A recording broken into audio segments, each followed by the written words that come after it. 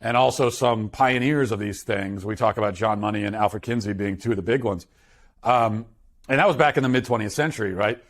And it seems to a lot of people, though, that the gender ideology thing really came along like 5 years ago. And that's why people talk about it like it just sprang out of the blue.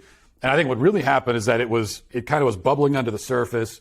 It was making its way into society through the institutions, especially like academia, and then kind of filtering down from there until kind of the groundwork was laid, and then it could kind of explode into the mainstream. But I do think this is a top-down move for the most part. And by the way, I want to follow up on that question in just one moment, but since you introduced it, I found the historical origins of much of this, the focus on Kinsey and is it Money, John Money? I found that fascinating. Yeah.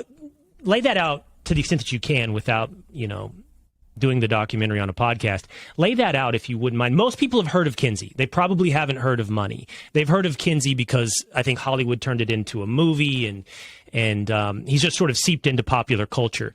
How did those two individuals advance this to where we are today?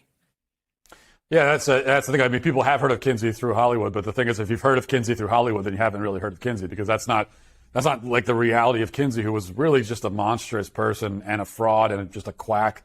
And his real thing, his goal was to sexualize children. I mean, he believed that children were sexual literally from birth.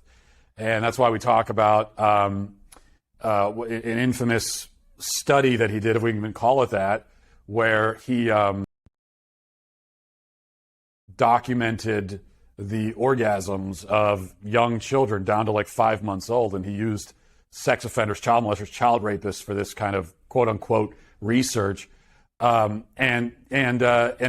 this was his effort to, kind of make it clear that we are inherently sexual beings from birth.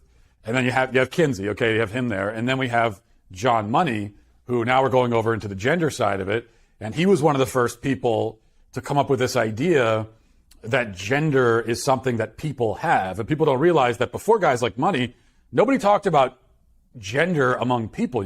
People had a sex, male or female, man or woman, and gender was linguistic. Like words had gender. You have